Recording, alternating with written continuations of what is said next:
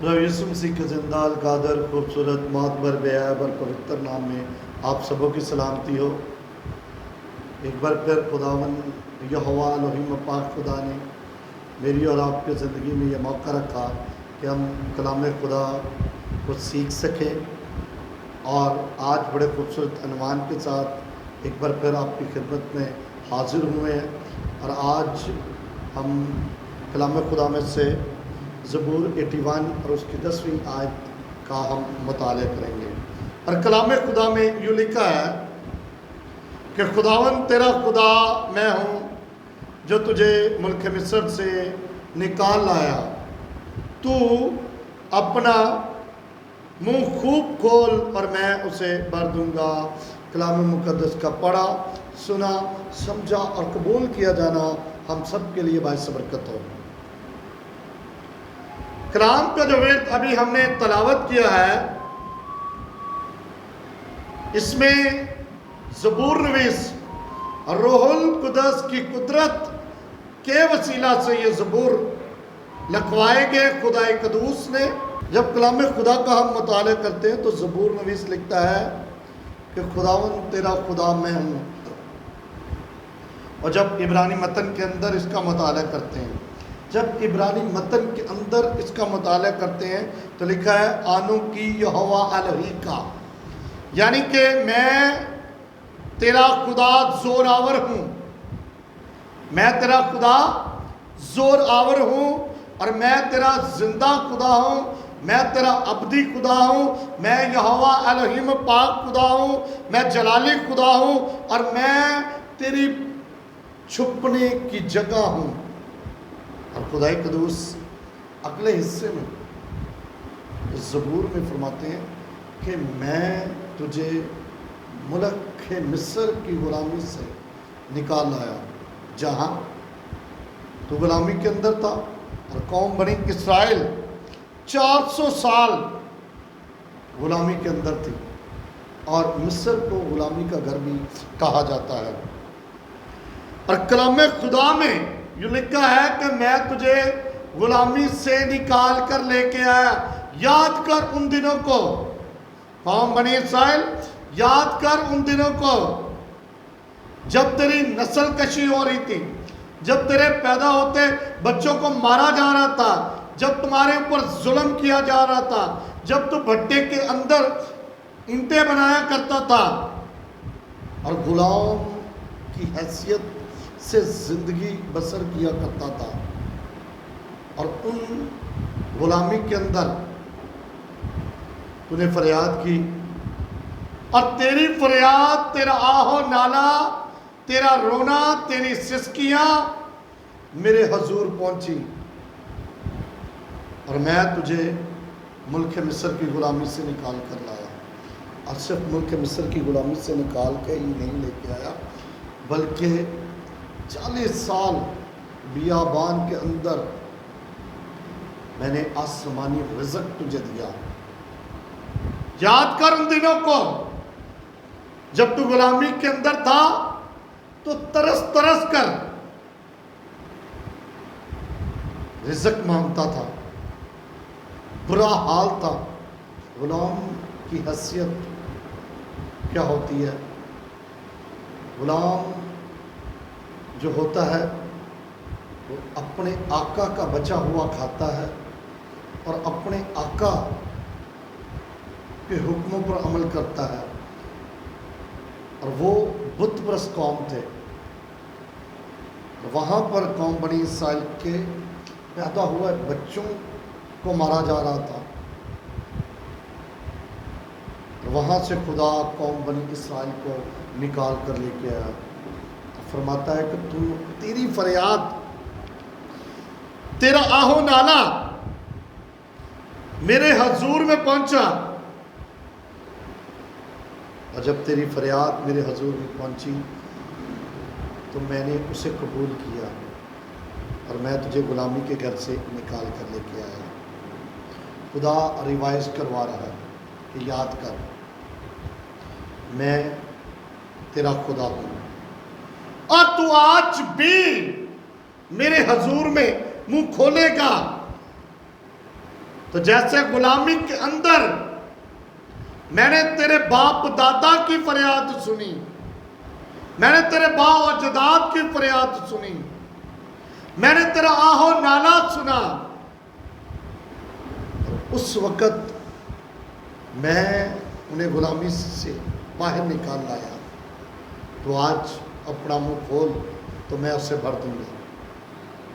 خدا قدوس فرماتے ہیں، قوم بنی اسرائیل سے مخاطب ہے کہ تو اپنا منہ کھول تو میں اسے بھر دوں گا۔ اور کلام خدا میں لکھا ہے وہ کل اور آج بلکہ ابد تک یکساں خدا ہے۔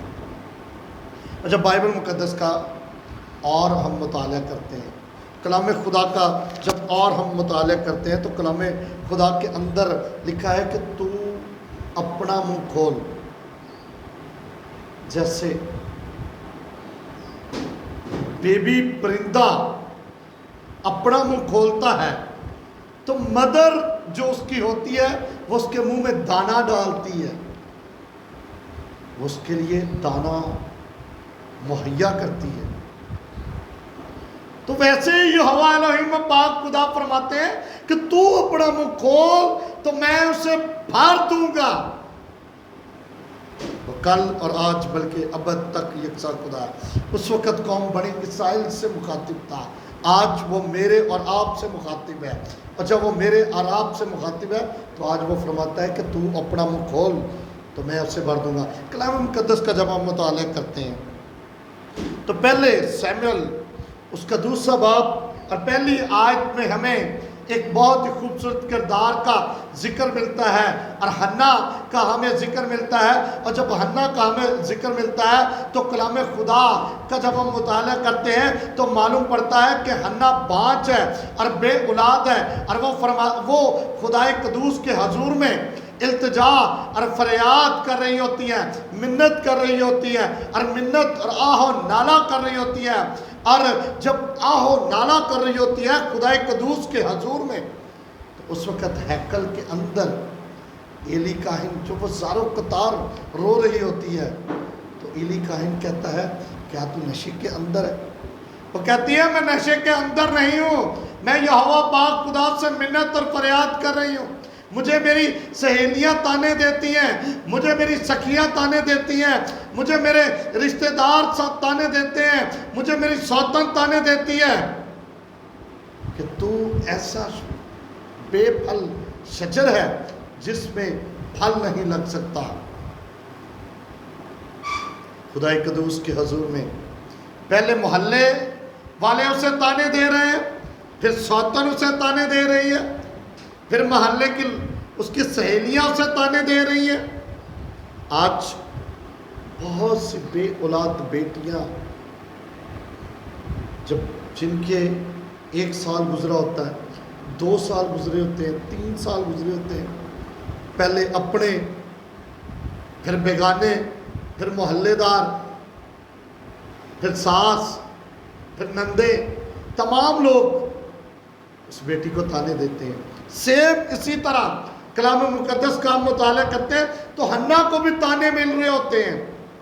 تو حنا خدائے قدوس کے حضور میں آنسوؤں کے ساتھ روتی ہے، اور یہاں پر اب وہ کہہ رہا ہے، ایلی کاہن بھی اسے کہتا ہے کہ تو نشے کے اندر ہے۔ کہتی ہے مجھے پیٹ کی مار بجی ہوئی ہے، میں بے پھل شجر ہوں، لیکن خدائے قدوس کے حضور دعا کرنا نہیں رکی، اس نے اپنا منہ کھولا، اور وہی ایلی کاہن اسے برکت کی دعا دیتا ہے، کہتا ہے کہ آئندہ سال جب تو آئے گی تیرے ہاں بیٹا ہوگا۔ اور خدائے قدوس اسے خوبصورت نبی عطا کرتا ہے جس کا نام ہے سیموئیل۔ جتنی لمبی دعا اتنی بڑی برکت۔ اس نے خدا کے حضور میں منہ کھولا تو خدا نے اسے اولاد عنایت کر دی، اس کا بند رحم کھل گیا۔ کلام مقدس کا جب ہم مطالعہ کرتے ہیں، پیدائشی کی کتاب کا جب ہم مطالعہ کرتے ہیں، اور پیدائش کی کتاب میں ہمیں ابراہیم کا ذکر ملتا ہے، تو ابراہیم کی بیوی ہاجرہ کا ذکر ملتا ہے، اور ہاجرہ کا جب ذکر ملتا ہے کہ جب اس کے ہاں بیٹا پیدا ہوتا ہے، اسماعیل پیدا ہوتا ہے، اور جو ہے تو وہ سارا کو تانے دیتی ہے، سارا سے بات کرتی ہے، سارا کو چڑھاتی ہے، اور سارا پھر اسے گھر سے ابراہیم کی بیوی اسے سارا گھر سے نکال دیتی ہے۔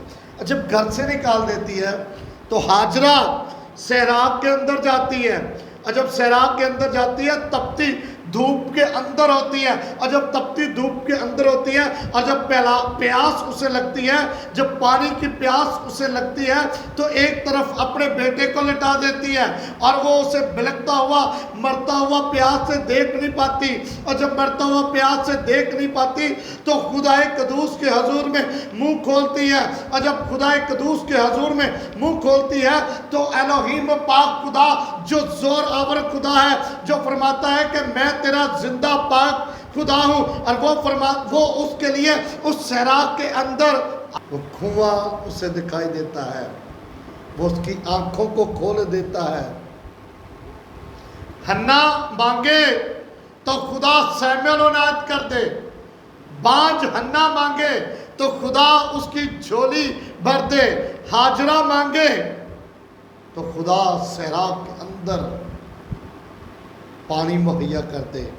اور بات یہیں تک نہیں رکتی، کلام خدا کا جب ہم مطالعہ کرتے ہیں، اور کلام خدا میں ہمیں ایک اور بہت خوبصورت کردار نظر آتا ہے ایلیا اور الیشا کا، اور جب ایلیا اور الیشا کا ہمیں کردار نظر آتا ہے تو الیشا بھی جب ایلیا آسمان پر اٹھائے جانے والا تھا تو الیشا اپنا منہ کھولتا ہے،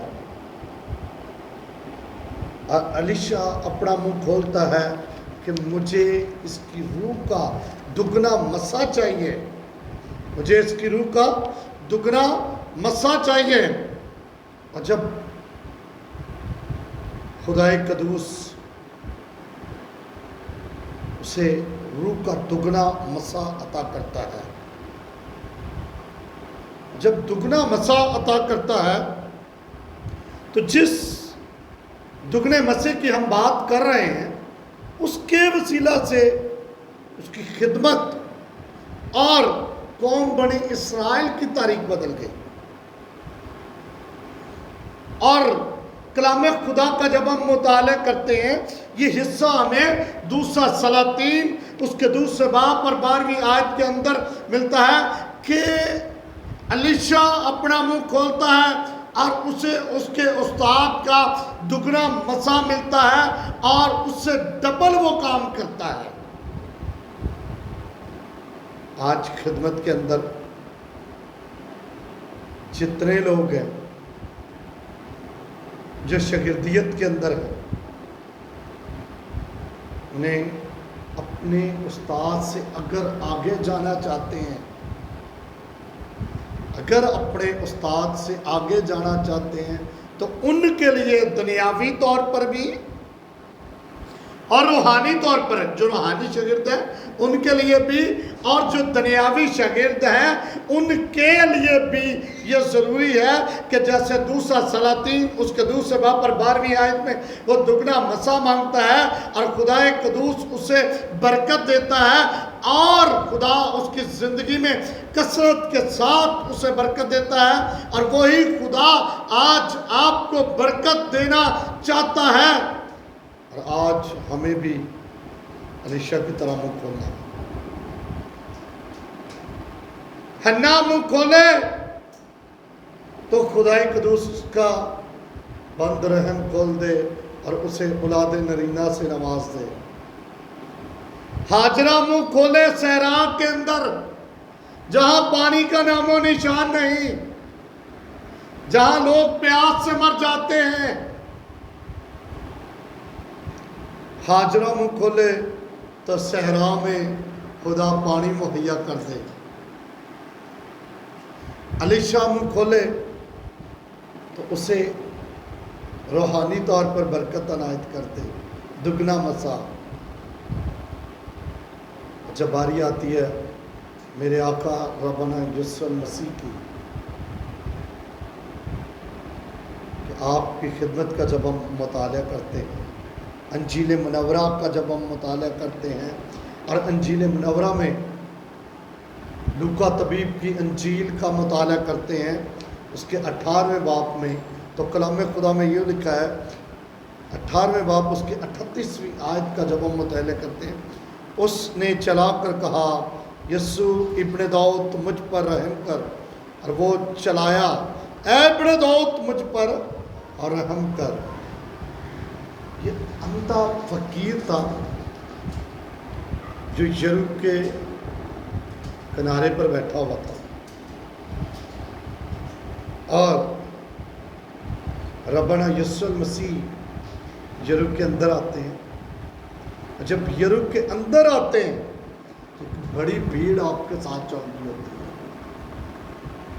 ان میں سے چند لوگ کلام سننے والے ہوتے ہیں، اور کچھ لوگ کھانا کھانے والے ہوتے ہیں، کچھ لوگ معجزے دیکھنے والے ہوتے ہیں، کچھ لوگ آپ پر تنقید کرنے والے ہوتے ہیں۔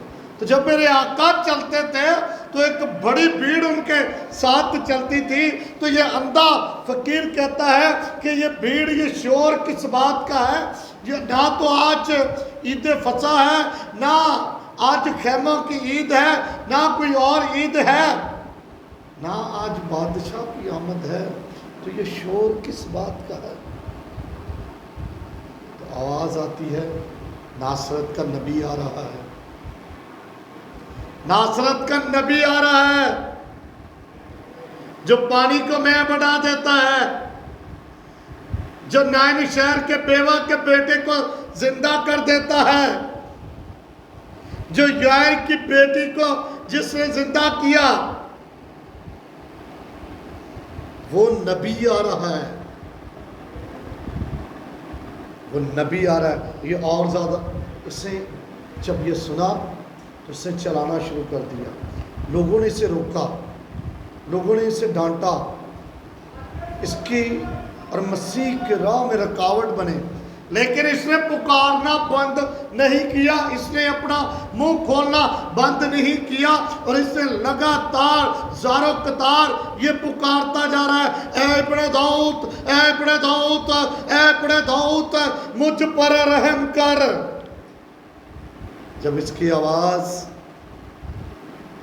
میرے آقا اور ربنا یسوع المسیح تک پہنچی، جب اس کی آواز میرے آقا ربنا یسوع المسیح تک پہنچی، تو آپ نے فرمایا اسے میرے پاس لاؤ۔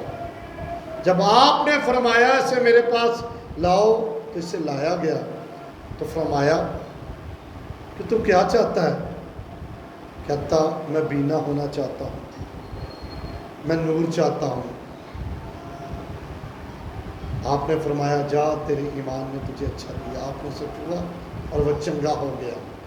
اور کسی شاعر نے کیا خوب کہا ہے، جلوائے دور نظر آتا ہے، پاس جائیں تو دور نظر آتا ہے، جب نام لیتے ہیں یسوع کا تو نور ہی نور نظر آتا ہے۔ اس کی روحانی آنکھیں اندر سے کھل چکی تھی، ایمان میں بھر چکا تھا، اب اس کی جسمانی آنکھیں بھی کھل گئی۔ کلام مقدس میں سے ہم نے جانا کہ حنا منہ کھولے تو سیمیل مل جائے، اور ہاجرہ منہ کھولے تو صحرا میں پانی مل جائے، علیشہ منہ کھولے تو دگنا مسا مل جائے،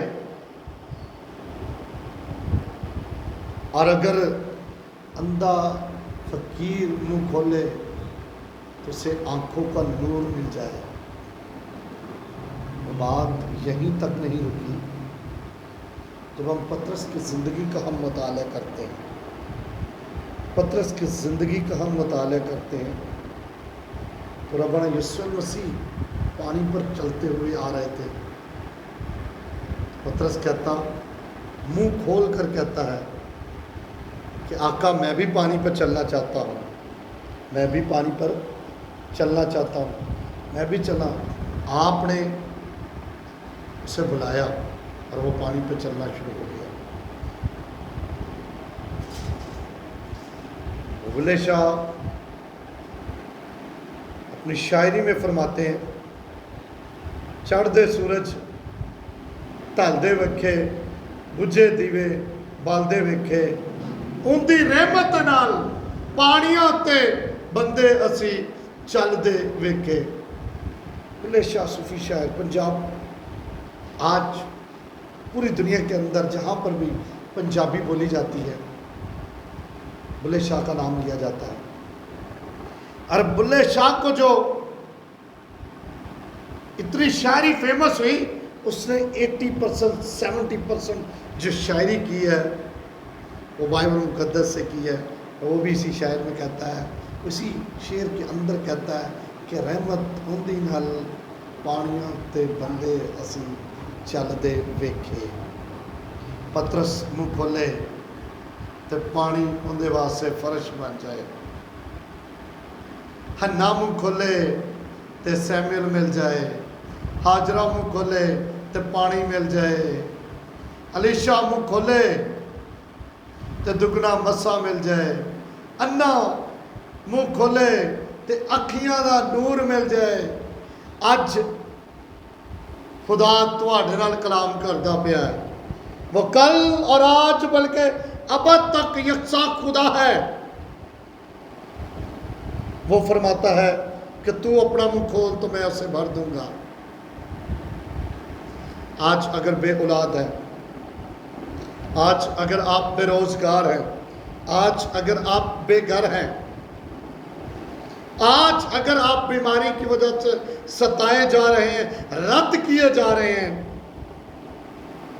تو آئیں خدا کے حضور میں۔ ایک ہستی ہے جس کا نام ہے یہوہ الہیم، پاک خدا۔ وہ فرماتا ہے میں تیرا خدا ہوں، جو قوم بنی اسرائیل کو مصر کی غلامی سے نکال لایا، اور تو اپنا منہ کھول تو میں اسے بھر دوں گا۔ اپنی اولاد کے لیے، اپنی بیٹی کے لیے جو بے اولاد ہے، اپنے بیٹے کے لیے جو جاب لیس ہے، جن کا بزنس ٹوٹ چکا ہے اور جن کے ویزے رکے ہوئے ہیں، خدا ان سے بھی کلام کر رہا ہے تو اپنا منہ کھول۔ تو خدا یورپ کے اندر، کینیڈا کے اندر، امریکہ کے اندر، افریقہ کے اندر، ترکی کے اندر آپ کے لیے دروازے کھولنے والا ہے۔ ضرورت ہے اس عمل کی، ہمیں خدا قدوس کے حضور حنا کی طرح، ہاجرہ کی طرح، علیشہ کی طرح، پترس کی طرح اور اندھے فقیر کی طرح منہ کھولنا ہے۔ جب آپ اپنا منہ کھولیں گے تو خدا قدوس آپ کو برکتوں سے بھر دے گا۔ میری بیٹی، میرے بیٹے جو آج مشکل کے اندر ہے، جو بے اولاد ہیں، جو پرابلم کے اندر ہے، جو بیماری کے اندر ہے، خدا قدوس کے حضور منہ کھولیں۔ دنیا کے آگے جب ہم منہ کھولتے ہیں تو ہمیں زبان تراشی کا الزام ملتا ہے، اسے زبان تراش کہا جاتا ہے۔ اس کی زبان بہت کھلی ہے، اس کی زبان بہت لمبی ہے، لیکن یہی آپ خدا قدوس کے حضور میں منہ کھولیں گے تو وہ آسمان کا عرش کھول دے گا، وہ آسمان سے برکت نازل کرے گا، وہ آسمان کے دروازے کھول دے گا۔ تو آج ضرورت ہے ہمیں خدا قدوس کے حضور منہ کھولنے کی، حنا کی طرح، ہاجرہ کی طرح اور پترس کی طرح اور اندھے فقیر کی طرح۔ جب آپ کھولیں گے تو خداوند آپ کو کثرت کے ساتھ برکت دے گا۔ خداوند اس کلام کے وسیلے سے آپ کو، آپ کی فیملی کو، آپ کے خاندان کو برکت دے، آمین۔